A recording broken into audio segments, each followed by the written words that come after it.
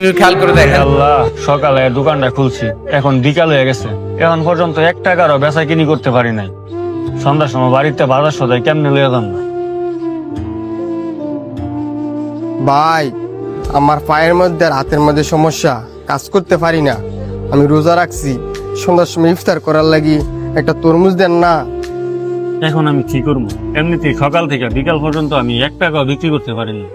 আবার লোকটা আরে দেখতো আমার চেয়ে অসহায় লাগতেছে, একটা তরমুজ দিয়া দিই।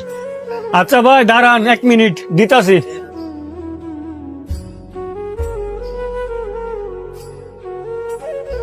লইন ভাই। ভাই, আমি অনেক খুশি হয়েছি।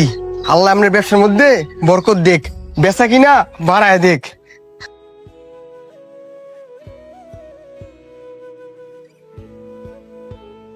আরে ভাই, এই অসময় তরমুজ কইতে পাইছেন?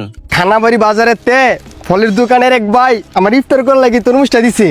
আচ্ছা ভাই, ঠিক আছে, যান। ভাই, তরমুজ কত টাকা পিস বিক্রি করতেছেন? ভাই 200 টাকা পিস, আপনি কয়টা নিবেন? ভাই, শুধু তরমুজ না, আর অনেক ফলই নিমু। মসজিদ ইফতারি দিমু, তো কিছু কমাই রাখেন। আচ্ছা ভাই, আপনার কি কি লাগবে আপনি লন, কমায় রাখ মনে। 5টা তরমুজ, 5 কেজি আপেল, 3 কেজি আঙুর, 5 কেজি খেজুর, 5 কেজি মালটা। ভাই, সবগুলা মিলাই কত টাকা বিল আসছে হিসাব করেন। 1 মিনিট ভাই, হিসাব করে বলতেছি।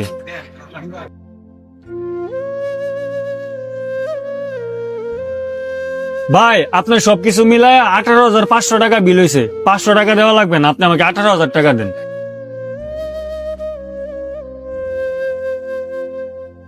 এই ধরেন ভাই, আপনি সবগুলা রেডি করেন, আমি আসতেছি। ওকে, ঠিক আছে ভাই, যান।